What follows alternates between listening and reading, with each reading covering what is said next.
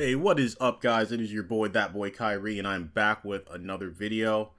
So lately, as I've been talking to people, there's an increasing amount of people that are blackpilled on both politics, dating, and also in life in general.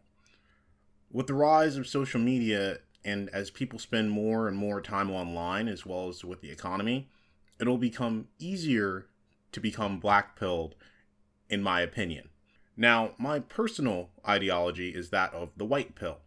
Before making this video, I looked up the term, as I've only heard of the term blue pill, black pill, and red pill, and I found those ideas interesting because they're pretty much the complete opposite of how I think, and so I found them appealing because it's like, oh, okay, this is how other people think, and stuff like that.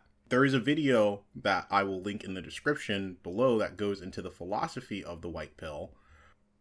But to give you the TLDR here, the white pill is basically the philosophy that, hey, I'm going to do what I can do to affect change in my own life, right? I'm not really going to worry about other things that don't necessarily matter.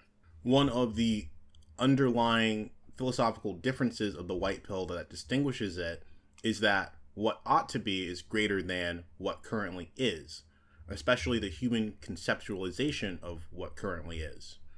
I think that as a Christian, we should be white-pilled and work to better ourselves, our families, and our communities. Even in bad times, we should be long-suffering and endure, as even if you are struggling today, as long as you do what you're supposed to be doing and you make it through the season of trial and tribulation and you stay true to yourself, then you're going to be all right. That being said, we are going to be evaluating why, in my opinion, many people will do the opposite. This is going to be broken down into three main reasons why I personally believe that Gen Z especially and Gen Alpha especially are going to become overwhelmingly blackpilled. Before I give the explanation of my three reasons why I believe that people are going to become overwhelmingly blackpilled, I want to first start off by giving a definition or two of what I think the black pill is. So the first definition that I'm going to give for the black pill is going to apply more in general. The second definition is going to be focused on the black pill as it relates to how people online talk about the black pill, if that makes sense. So the first and truest definition of the black pill is the idea that everything is predetermined, and so one does not have control over anything as it is determined by genetics, evolution, and society at large. I'll be making another video about my thoughts on evolution and its impact on modern day society. However, the black pill basically says that what you are today is the summation of the things that have happened to you before, and that you cannot change it. The best steel-manned example of this would be a guy who is born both mentally and physically disabled. He is not going to be able to take care of himself or get with women, therefore it's over for him. The second definition that I have of the black pill is the wheat waffles explanation of the black pill.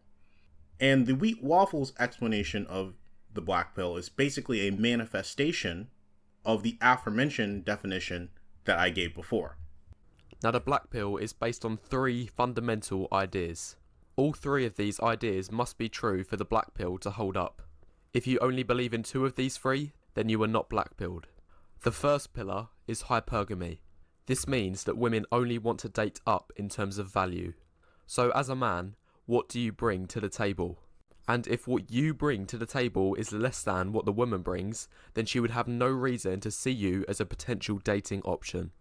The second pillar is looks. The importance of looks in dating. And you've probably heard of the term leagues used before. So a guy might say, oh, that girl was out of my league. And this is usually referring to the 1 to 10 scale. So for example, if this guy approaches this girl and gets rejected, he might use the excuse afterwards, she was out of my league anyway. And the thing is, he might not realise it, but this is an indirect realisation of the black pill. He is stating that his looks was the main issue. And the final pillar of the black pill, and this is where quite a few people end up disagreeing, is inflexibility. So it is exceptionally difficult to move up in terms of your league. This is taken one step further because of the 7 genetic things that you cannot change about your looks. These are being short, having an ugly face, balding, having a bad frame, lack of inches, being old, and your ethnicity. And the acronym spells out sub 5, so it's nice and easy for you to remember. Now this last pillar is basically saying that these 7 things are your biggest obstacles and limitations in terms of improving your current situation. So that sums up the 2 extremes. The black pill is held up by 3 pillars in his definition, and these are hypergamy, looks, and inflexibility. So the first reason that I believe that the black pill ideology is going to rise in our society is the legitimate social skill issues present in society. It's no secret that the average person nowadays spends a lot of time, at least hours of the day, on their phone. While they could be using their phones to be productive, while they could be using their phones to better their minds, to better their body, so looking up fitness information, the average person uses their phone for the exact opposite purpose. The majority of the time, they use their phone and they use the internet mostly as a form of entertainment and online social interaction. This was exacerbated by the boomer coup in 2020, forcing schools to shut down, leading to people staying at home and being online all day and scared to go outside because they were told they were going to die if they went outside. This also led to people hiding their faces through masks to stop the boomer coup from spreading. One side effect of this is that people became less able to interact socially in person. This is especially true if you were in university or if you were in school while this occurred. Depending on where you lived, things might have been shut down for 6 months, up to a couple of years. For those who did not graduate from high school and college during that time period, they are going to lack the same in-person social skills and experience of people who attended these institutions before. The song As It Was by Harry Styles is in a lot of ways right. Things are not the same as they were. This is especially true if you go to clubs or you go to any social events nowadays. Even if you do go, it's not really about meeting people and having a good time while you're there. It's about posting on social media that you're at the club. If you go to a concert, it's not about seeing the musician sing. It's about posting on social media that you went to a concert. When people travel, it's all about posting that they traveled to impress people who do not care about them, to make themselves feel better about what they perceive to be their miserable lives. Gen Z, in my business classes, is even talked about as being the most lazy and unmotivated workforce generation. This is partially because social media has influenced them to not take their jobs seriously. Generally, baby boomers are known as the live to work generation. Even boomers who are still employed today generally will outwork the Gen Z employees of today, even though the Gen Z employees should be more physically in shape and they should have more energy. Generally, the baby boomers will take their job seriously, even if it's a low-level job, while a Gen Zer will not take their job seriously, even if they have a high-level job. The lack of social skills and having, the sort of gall about yourself to meet people in real life has led to the rise of online dating. The black pill for dating says that only looks matter, and in my experience, this is only really true in online dating. That being said, everyone on there who's successful knows how to take good pictures and is editing their photos, so you don't actually have to be above average in looks to be successful in online dating, but you have to have above average pics and have a decent social media presence. Around 60% of people in relationships nowadays are meeting online because it is easier for them to meet online than to just go outside and meet people. So in a world where everybody lacks social skills and everybody's scared to talk to each other in real life, things like the black pill will become more important. Because if you don't have the social skills, the only thing that is left really is looks and money. However, even though the black pill ideology might become more true in a world where social skills don't matter as much, I think that the opposite is true as well. The overwhelming lack of decent social skills, the overwhelming lack of the ability to go up to people and talk to people, and the overwhelming lack of being better in person than you are online will make being better in person than you are online more advantageous, because you're going to have a better personality, you're going to be more entertaining to hang out with, and people are generally going to gravitate towards you more because they don't have the social skills to interact with people on their own. The second reason why I believe that the black pill is going to rise, especially for younger people, is going to be a lack of virtue.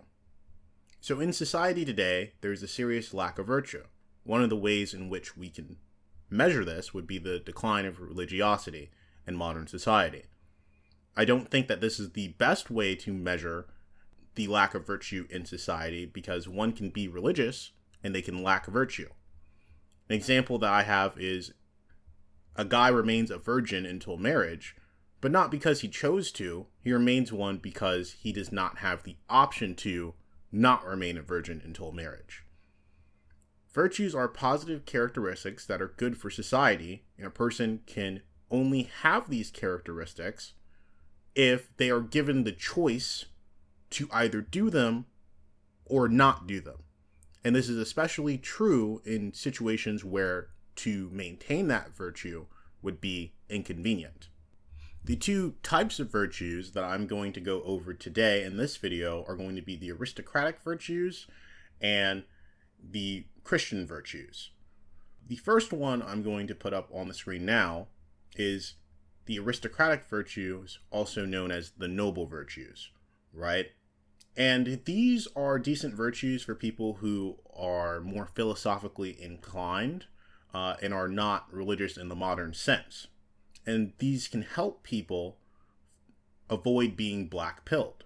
These include things like discipline, honor, industriousness, and perseverance. The second form of virtues that I'm going to give is going to be for people who are more religious. However, I don't think of myself as religious in the traditional sense because I do not believe in the modern church. As such, I will briefly go over these virtues and put them on the screen. The virtues that have been lost the most in today's society include humility, faith, prudence, knowledge, and honesty. I'm not going to be spending much time on this section, as I will be making another video talking about the Christian virtues and how you can apply them to your life in a positive way, even if you're not a Christian.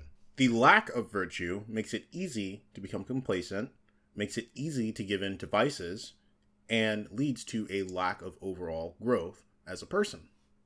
Ultimately, those who are black-pilled have a lack of virtue because they have generally given up on themselves and they view things in very, very superficial ways. Now, the third and the biggest reason why I believe that the black pill will only be on the rise, at least within the next 5 to 10 years, is going to be that is the easiest path to go down. It is the path of least resistance. And as such, most people are going to gravitate towards the path of least resistance. There is no easier thing to do when things are not going how you want them to go than to give up and accept the way that things are. That's where you see these memes like "it's over" coming from, and these memes of, oh, such and such mog so-and-so. I know I used one of those memes for my last thumbnail of the video, but I kind of did it ironically. But that's probably the easiest thing that a person can do instead of looking in the mirror, having humility, saying, hey, I know I'm not perfect. I need to work on what I can work on. I need to, instead of looking at what is, look at what ought to be. The easiest thing for a person to do is just to be like, oh, well, I give up. I'm never going to be where I want to be in life. I just need to, retreat and try and have as much fun as I can today. instead of investing in my future and investing for tomorrow. People who are not virtuous avoid discomfort and pain whenever possible. They do not take risks, they do not have faith, and they do not even try to build a better life. The best encapsulation of this mindset is the quote, "It is what it is."